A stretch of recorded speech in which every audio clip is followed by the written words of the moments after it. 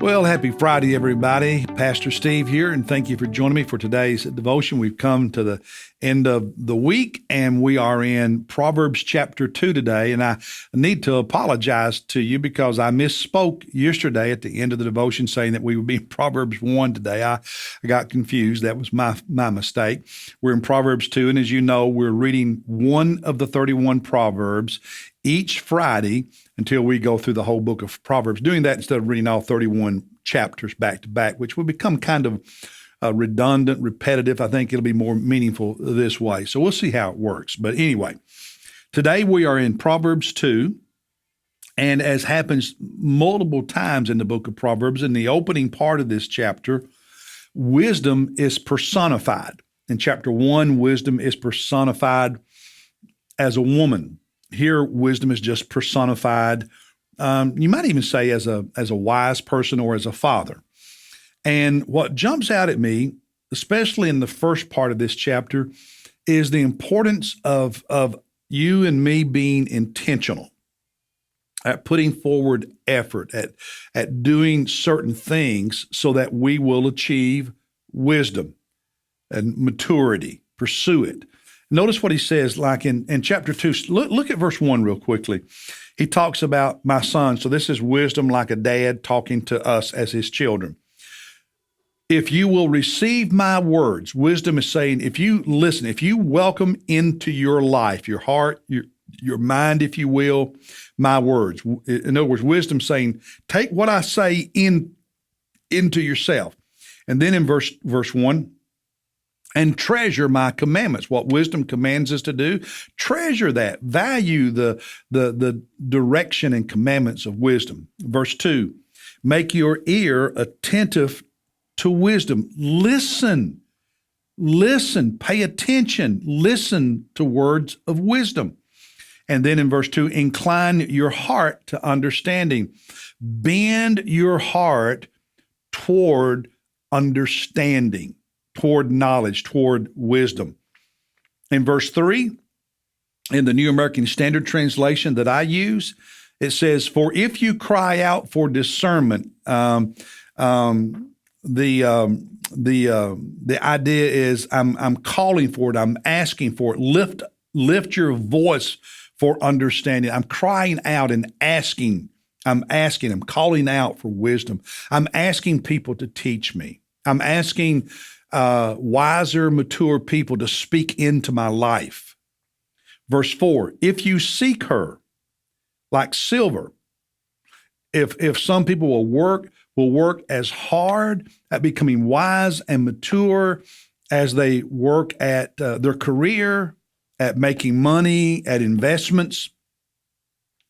And then he says, if you search for her at the end of verse 4, like a hidden treasure, somebody, in these movies who's hunting hidden treasure, buried treasure, you have that same drive, that same passion to find, to discover wisdom. And what all of that is saying to me is that becoming a wise person, a mature person, is a decision we make, is a choice.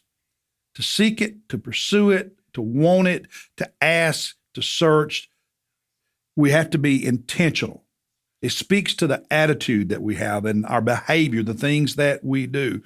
Wisdom is not automatic just because you live. It's not automatic. Wisdom and maturity are not automatic just because you live a lot of years.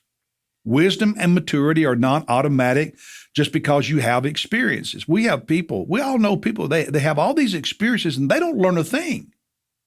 They don't grow up. They don't mature. They don't change. They just keep having bad experience after bad experience because they have not inclined their heart toward learning, becoming wise and mature. So it's not automatic. Just because you live a long time or have a lot of experiences, there has to be an attitude, a disposition of your heart that seeks to learn, seeks wisdom and maturity if you're ever going to gain wisdom and maturity. A little bit may rub off on you, but not much.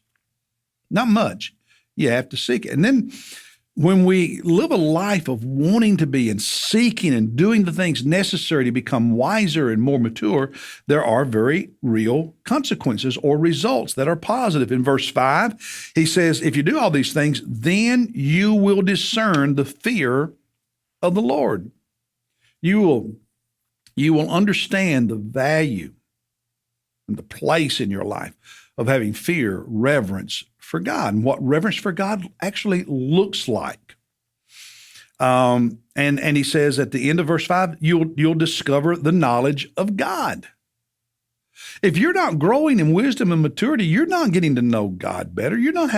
When you have the knowledge of God in you, you become wiser and more mature. It's not just about head knowledge. It's much more practical than that. It is head knowledge, but it's more.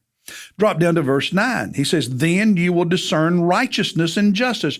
You will be able to know through the eyes of God what is righteous, what is right, what is good, what is holy, what is godly, and justice, how to treat people the right way. Equity. So as you gain wisdom, you learn how to live right toward God and toward other people. Look at verse 10. You do all these things, then wisdom will enter your heart, and knowledge will be pleasant to your soul. Just the inside of you, you are naturally, intuitively wiser because you've allowed God to make you wise, and it just springs from you as you experience things in life.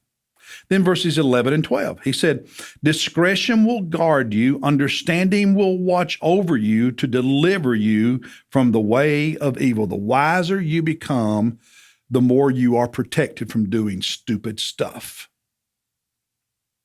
The wiser you become, the more you are guarded and protected from the bad influence of others. But immaturity, you're putty in other people's hands. Lack of wisdom, you're a plaything to people who have bad intentions. Wisdom protects you. And so those are just some of the reasons given here for being wise. Many more in the book of Proverbs, but those are just some from this chapter. And I hope that wisdom and maturity is important to you and that you are growing in wisdom. You are growing in maturity. The truth is anyone can. You can. Engaging in God's word and listening to wise, mature, godly people. In other words, the people you listen to, that's probably the people you're going to be more like. So who are you listening to? That's the word for today.